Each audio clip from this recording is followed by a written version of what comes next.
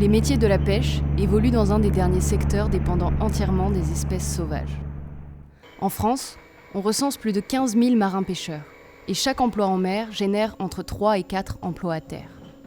Concilier le domaine de la pêche et la conservation des ressources est un enjeu majeur dans notre société. Dans le monde, la pression de pêche a été multipliée par 10 depuis 1950. La consommation de produits de la mer est passée de 9,9 kg par personne et par an dans les années 60 à plus de 20 kg en 2019. Pour répondre à la demande, tout en limitant leur impact sur les fonds et les espèces, certains pêcheurs privilégient des techniques plus durables pour l'environnement. Bonjour, je m'appelle Augustin, je suis marin-pêcheur à Lanille-Dut, dans le port de la Berille-Dut, dans le Finistère Nord. On pêche le lieu jaune essentiellement de mars à juillet. Nous, on travaille uniquement à l'hameçon, quasiment toute l'année. C'est une technique qui est hyper sélective. Contrairement au filet ou au chalut, on n'a quasiment pas d'espèces accessoires, de prises accessoires qu'on ne voudrait pas garder à bord. Les deux gros avantages, c'est que la qualité du poisson est optimale parce qu'on pêche du poisson vivant, donc on peut l'abattre à bord du bateau. On peut aussi le relâcher s'il est trop petit ou si ce n'est pas une espèce qu'on souhaite garder. Et l'autre avantage, c'est qu'on a une pêche qui est à petite échelle, c'est-à-dire qu'on pêche des petites quantités à la journée. Et donc ça permet d'être quasiment sûr de valoriser tout le poisson qu'on pêche via des circuits courts ou en vente directe. Depuis quelques années, l'espèce principale qu'on pêche à l'année, à savoir le lieu jaune, qui est une espèce dont l'aire de répartition est vraiment centrée au large du Finistère, en mer d'Iroise et en Manche. On voit que l'abondance tend à diminuer et surtout que les vieux poissons sont plus rares qu'avant. Les gros poissons, les poissons de 5, 6, 7 kg sont plus rares qu'avant. Ça nous fait dire que, il y a un impact fort de la pêche. C'est une espèce qui est très ciblée par les ligneurs, par les fileyeurs et par certains chalutiers. Et deux, peut-être que cette espèce qui a une aire de répartition dans les eaux plutôt froides tend soit à remonter au nord de la Manche ou voire en nord-atlantique. Et donc ça, on ne sait pas exactement ce qui se passe, mais on voit que ces poissons-là, l'abondance tend à diminuer. Est-ce que c'est un secteur d'avenir?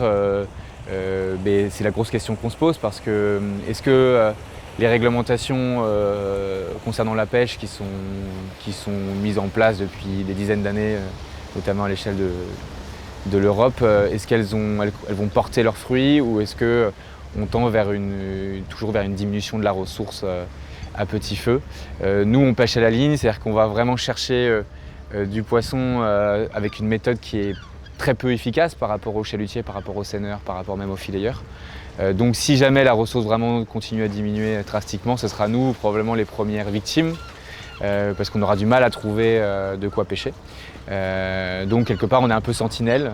On va dire que les petits bateaux de pêche en général, pas uniquement les ligneurs, mais les petits fileyeurs, les petits caseyeurs, donnent un peu une idée de l'état de santé de la ressource et du secteur de la pêche.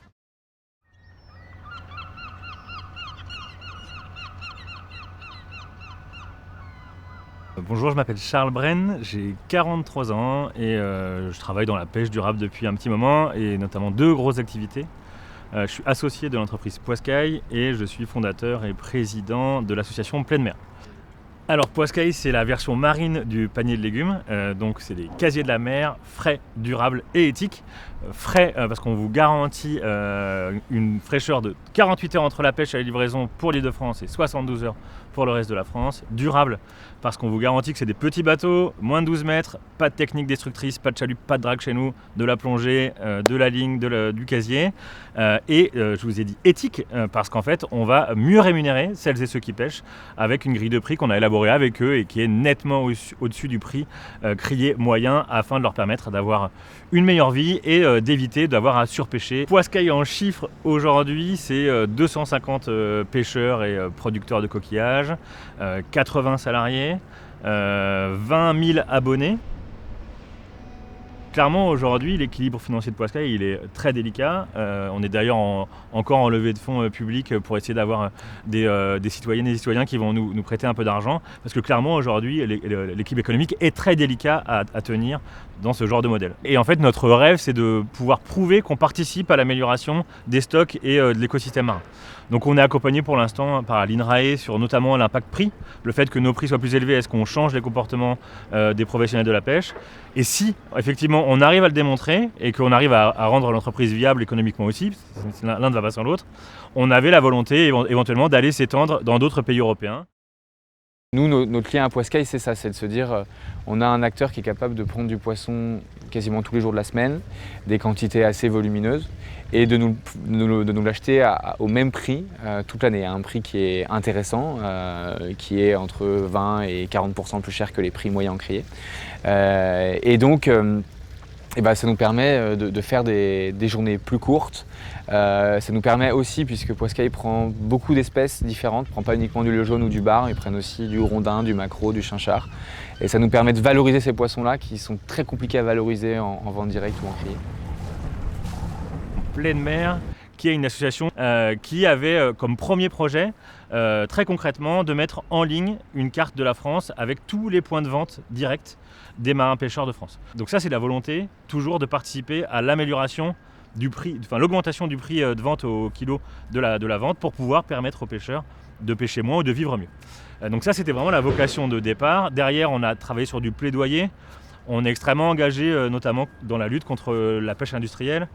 Donc en fait, moi, j'estime que le futur de la pêche sera plutôt positif si on a enfin des femmes et des hommes politiques courageux, ce qui manque cruellement aujourd'hui, et la volonté en fait de rentrer dans cette transition. Aujourd'hui, on est extrêmement mal équipé en toute franchise sur ces sujets-là.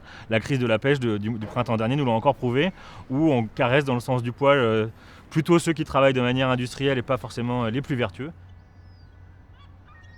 Les problématiques environnementales et sociales s'inscrivent au cœur des enjeux politiques des pêches. Dans ce contexte, des techniques de pêche plus respectueuses des milieux naturels s'imposent. Des initiatives telles que Poiscaille, Pleine Mer ou bien d'autres émergent afin de proposer des alternatives à la pêche industrielle, tant pour les pêcheurs que pour les consommateurs. Le sujet de la pêche durable réside au cœur des problématiques politiques et socio-économiques et interroge l'avenir du secteur de la pêche.